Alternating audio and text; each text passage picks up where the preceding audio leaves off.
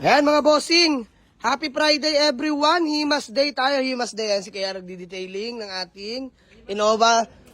Reserve na to mga boss, kinuha na sa akin no. So ayan si Richie Boy, alap. Katas lang mag-repaint, bapping, napakakinis ng trabaho, Diyos mio marimar. Pogi oh. So sold na rin to, Altis, pipick upin na lang by Sunday ba to, Dret? Nag-request si buyer na pahilamusan. So ganda ng gawa ni Richie Boy. Solid na tumrabaho tong batang to.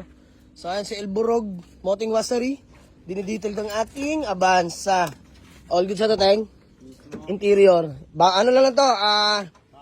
Vacuum na lang, vacuum sabay. Wax ha, wax. Alright. Solid. Ay si Tutoy nagkakaligot ng kanyang budget meal na pizza pie. Ang ginagawa mo pare? Palit belt tsaka? Timing belt lahat. Manu boss, lahat ng belt. Lahat ng belt pinalitan na.